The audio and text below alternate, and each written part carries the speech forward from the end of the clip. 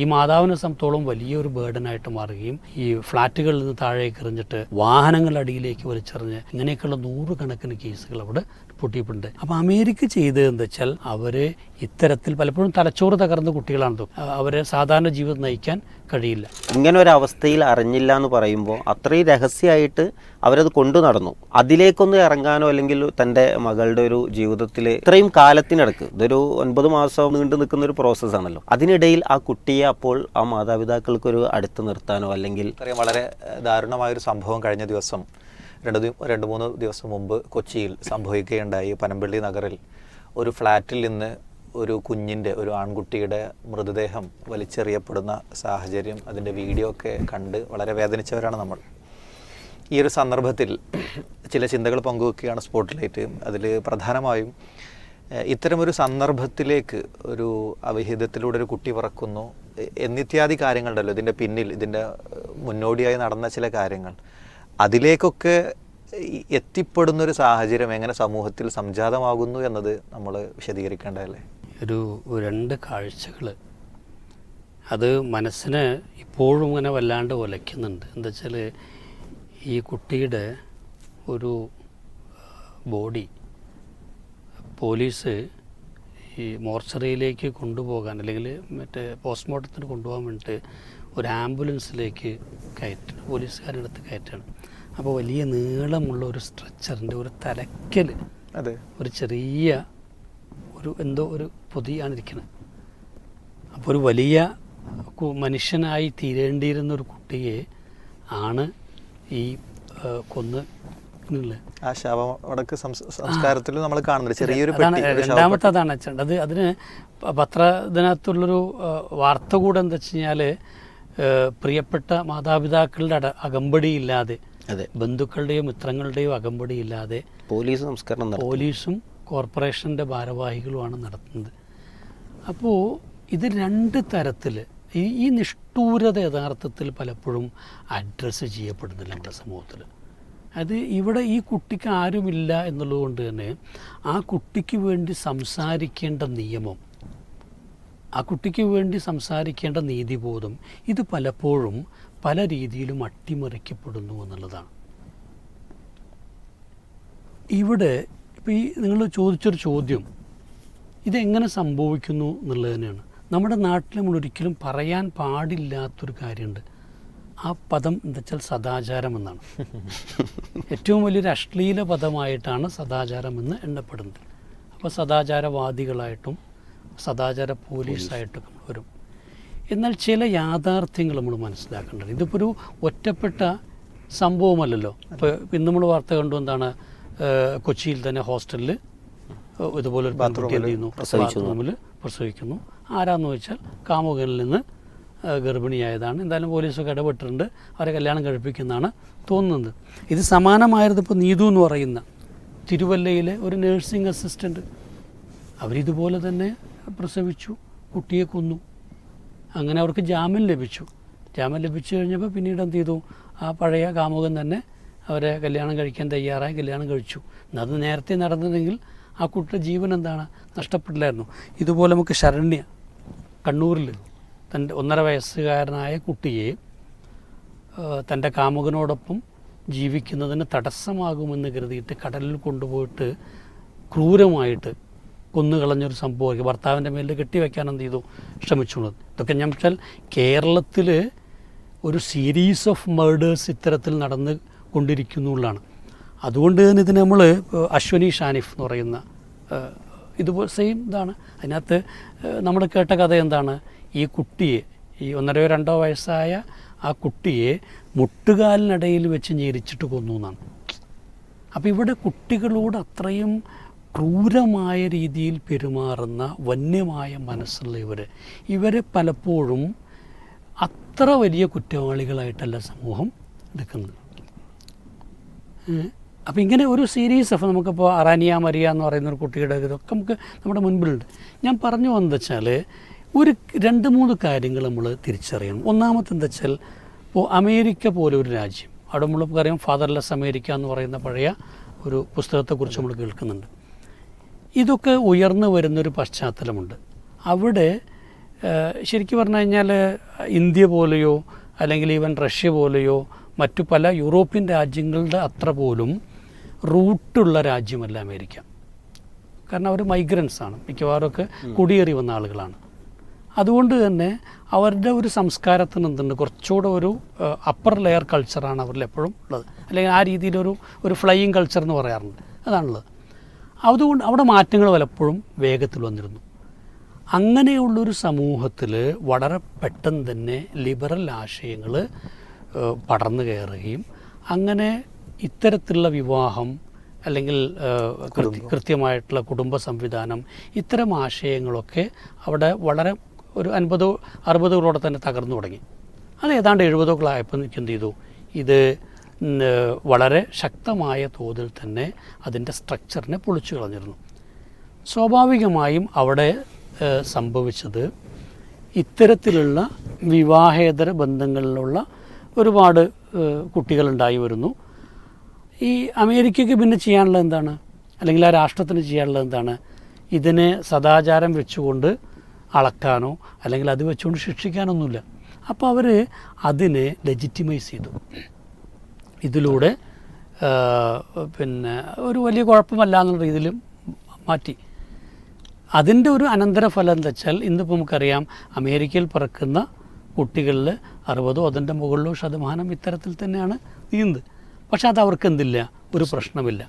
അപ്പോൾ ഇവിടെ ഇത് ഞാൻ പറയുന്നത് വെച്ചാൽ, ഈ വാർത്തയുമായി ബന്ധപ്പെട്ടുകൊണ്ട് ഞാൻ 1-2 ചാനലുകളിൽ കൃത്യമായി പറയാം. അപ്പോൾ ഒന്ന് മാതൃഭൂമിയുടെ ചാനൽ ഒരു ആനന്ദക്കുട്ടൻ ആനന്ദം ഇഷ്ടപ്പെടുന്ന കുട്ടൻ എന്ന തരത്തിൽ പറഞ്ഞതല്ല, അദ്ദേഹത്തിൻ്റെ പേര് ആനന്ദക്കുട്ടൻ തന്നെയാണ്. അദ്ദേഹം തൻ്റെ വാർത്ത അവസാനിപ്പിക്കുകയാണ്. അപ്പോൾ അതിനകത്ത് അദ്ദേഹം പറയുന്നത് വെച്ചാൽ, ഇങ്ങനെയൊക്കെയാണ് നമ്മളും ഈ കൊലപാതകത്തിൽ കൂട്ടുപ്രതികളാകുന്നത് എന്നാണ്.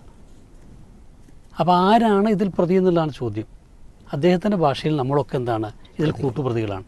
കൂട്ടുപ്രതികളാകാനുള്ള കാരണമായിട്ട് അദ്ദേഹം പറയുന്നത് എന്താ വെച്ചാൽ, ഈ നാട്ടിൽ അമിതമായിട്ടുള്ള ഈ സദാചാര പോലീസിംഗ് ഉണ്ട്. മാത്രമല്ല അദ്ദേഹം ഉദ്ദേശിച്ചു വെച്ചാൽ അമിതമായ സദാചാര വെറി എന്നാണ്. അപ്പോൾ ഈ സദാചാര വെറി പിടിപെടുന്നതോടെ ഇവർക്ക് പിന്നെ സമൂഹത്തെ ഫേസ് ചെയ്യാൻ കഴിയാത്തതുകൊണ്ട് ഇവരെടുക്കുന്നൊരു തീരുമാനമാണ് ഇത് എന്നുള്ളതാണ്. യഥാർത്ഥത്തിൽ അതിനുള്ളൊരു പരിഹാരം എന്തായിരിക്കും, ഇത് കുഴപ്പമില്ല, ഇത് കുഴപ്പമൊന്നുമില്ല, ഇതൊക്കെ ഇനി ഒരു സർവ്വസാധാരണമായ കാര്യമാണ്, നമ്മളതിനെ അംഗീകരിക്കണമെന്ന് പറയാമെന്നുള്ളതാണ്. പക്ഷേ അമേരിക്കയുടെ ഉദാഹരണം എടുത്തു കഴിഞ്ഞാൽ നമുക്കറിയാം, ഇത് ലെജിറ്റിമൈസ് ചെയ്തുകൊണ്ട് മാത്രം അവിടെ പ്രശ്നം പരിഹരിക്കപ്പെട്ടില്ല. മറിച്ച് സംഭവിച്ചെന്താ വെച്ചാൽ, ഇവർ ആ അർത്ഥത്തിൽ ഇല്ലെജിറ്റിമേറ്റ് ആണെന്നുള്ള ചോദ്യമൊന്നുമില്ല, ലീഗലാണോ ഇല്ലീഗൽ. പക്ഷേ ഇവിടെ ഈ കുട്ടി അൺവാണ്ടഡ് ആണ് എന്ന് വന്നു, ആവശ്യമുള്ളതാണോ അല്ലയോ എന്നുള്ള ചോദ്യങ്ങൾ വന്നു. അവിടെ പലപ്പോഴും ഗർഭമാകുന്ന സമയത്ത് അലസിപ്പിക്കാതെ ആ കുട്ടി പ്രസവിക്കും. അങ്ങനെ പ്രസവിച്ച് കഴിഞ്ഞ് കുറച്ച് കഴിയുമ്പോഴാണ് തൻ്റെ സ്വതന്ത്ര ജീവിതത്തിന് ഈ കുട്ടി ഒരു തടസ്സമാണ് എന്നുള്ളവർ മനസ്സിലാക്കുന്നത്. പഠനത്തിന് തടസ്സമാവും, ജോലിക്ക് തടസ്സമാവും, ചെലവുകൾ കൂടും. അങ്ങനെ വരുന്ന കുട്ടികൾ ഈ മാതാക്കൾ, കാരണം അവിടെ പിതാവില്ല, പിന്നെ മാതാക്കൾ മാത്രമേ ഉള്ളൂ, ഈ മാതാവിനെ സംബന്ധിച്ചോളം വലിയൊരു ബേർഡനായിട്ട് മാറുകയും അവർ വളരെ സമാനമായിട്ട് ഈ ഫ്ലാറ്റുകളിൽ നിന്ന് താഴേക്ക് എറിഞ്ഞിട്ട് വാഹനങ്ങളുടെ അടിയിലേക്ക് വലിച്ചെറിഞ്ഞ് ഇങ്ങനെയൊക്കെയുള്ള 100 കണക്കിന് കേസുകൾ അവിടെ പൊട്ടിയിട്ടുണ്ട്. അപ്പോൾ അമേരിക്ക ചെയ്തത് എന്താ വെച്ചാൽ, അവർ ഇത്തരത്തിൽ പലപ്പോഴും തലച്ചോറ് തകർന്ന കുട്ടികളാണ് ഇതൊക്കെ, അവരെ സാധാരണ ജീവിതം നയിക്കാൻ കഴിയില്ല. അങ്ങനത്തെ കുട്ടികളെ ഏറ്റെടുത്തുകൊണ്ട് അവരെ ട്രീറ്റ് ചെയ്യാനും അവരുടെ തുടർന്നുള്ള ജീവിതത്തിന് വേണ്ടിയിട്ടുള്ള സെൻറ്റേഴ്സ് അവിടെ ധാരാളമായിട്ടുണ്ട്. അപ്പോൾ അത്തരം മേഖലകളിൽ ഇപ്പോൾ നമുക്കൊക്കെ മലയാളികളായിട്ടുള്ള ധാരാളം നഴ്സുമാർ അവിടെ വർക്ക് ചെയ്യുന്നത് ഹോസ്പിറ്റലിൽ മാത്രമല്ല, മറിച്ച് ഇത്തരത്തിലുള്ള സെൻറ്ററുകളാണ്. അപ്പോൾ ഇവരെ റീഹാബിലിറ്റേറ്റ് ചെയ്യാൻ വേണ്ടി സർക്കാർ ഒരുപാട് സെൻറ്ററുകൾ തുടങ്ങുകയാണ് ചെയ്തത്. അപ്പോൾ ഇവിടെ സദാചാരം മാത്രമല്ല വിഷയം, ഒരു സ്വതന്ത്ര ജീവിതം ആഗ്രഹിക്കുന്ന, ജീവിതം ആഘോഷമാക്കാൻ ആഗ്രഹിക്കുന്ന, ആനന്ദം എന്നുള്ളത് ജീവിതത്തിൻ്റെ ഒരു പരമമായ മൂല്യമായിട്ട് കാണുന്ന ആളുകളെ സംബന്ധിച്ചിടത്തോളം ഇതിൻ്റെ ഈ ആനന്ദത്തിൻ്റെ ഒരു ആഫ്റ്റർ എഫക്റ്റ് എന്നുള്ള അർത്ഥത്തിൽ ഇത്തരത്തിലുള്ള ഒരു ഗർഭമോ അല്ലെങ്കിൽ ഒരു കുട്ടിയോ പിറക്കുന്ന സമയത്ത് കുറച്ച് കഴിയുമ്പോൾ തന്നെ അവർ റിയലൈസ് ചെയ്യുന്നൊരു കാര്യം, ഇത് തനിക്ക് വലിയൊരു ബേർഡന എന്നുള്ളതാണ്. ആ കുട്ടിയെ ഒഴിവാക്കാൻ വേണ്ടി ശ്രമങ്ങൾ. അപ്പോൾ ഒരിക്കലും ഇത് സദാചാരത്തെ നമ്മൾ മറികടക്കുന്നതുകൊണ്ടോ സദാചാരം ഇല്ലാതെയാകുന്നതുകൊണ്ടോ പരിഹരിക്കപ്പെടാൻ പോകുന്നൊരു വിഷയമല്ല. മറിച്ച് സദാചാരം എന്നതിൽ ഊന്നിക്കൊണ്ട്, കാരണം ഇന്ത്യ പോലെ കേരളം പോലെയൊക്കെയുള്ള സാംസ്കാരികമായിട്ട് കൃത്യമായിട്ടുള്ള അവബോധമുള്ള, മൂല്യബോധമുള്ള, അടിസ്ഥാനമുള്ള ഒരു സംസ്കാരത്തിൽ ഇതിനെ ഊന്നിപ്പറഞ്ഞ് തിരിച്ചു കൊണ്ടുവരാൻ മാത്രമേ വഴിയുള്ളൂ. അല്ലെങ്കിൽ ഈ പറഞ്ഞപ്പം ഇതിന് പോലീസ് എന്നൊക്കെ നമ്മൾ ഒരു കണ്ടൂർക്കാരുണ്ട്. പോലീസ് വളരെ എന്താ വെച്ചാൽ ഒരു സോഫ്റ്റായിട്ടാണ് ഡീൽ ചെയ്യുന്നത്.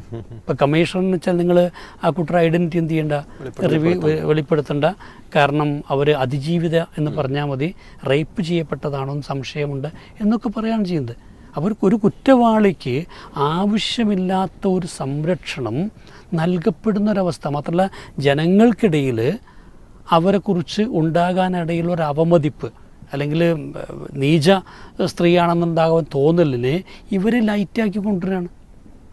ഈ ക്രൂരതയുടെ ആഴം ഒന്നും തിരിയാത്ത, പ്രസവിച്ച് നിമിഷങ്ങൾ മാത്രം കഴിഞ്ഞ കുട്ടിയുടെ ജീവിക്കാനുള്ള അവകാശത്തെയാണ് നിഷേധിച്ചതെന്നും, മറിച്ച് ആരോടും ഒരു കുറ്റവും ചെയ്തിട്ടില്ല, ആരോടും ഒരു തെറ്റും ചെയ്തിട്ടില്ല, ആരെയും ഉപദ്രവിക്കാത്തൊരു പാവം കുട്ടിയെ ഇത്ര ക്രൂരമായിട്ട് കൊലപ്പെടുത്തിയിട്ട് ആ ഒരു വ്യക്തിക്ക് എന്തോ സംരക്ഷണം കിട്ടണം എന്നുള്ളത് പോലെയാണ് സംസാരിക്കുന്നത്.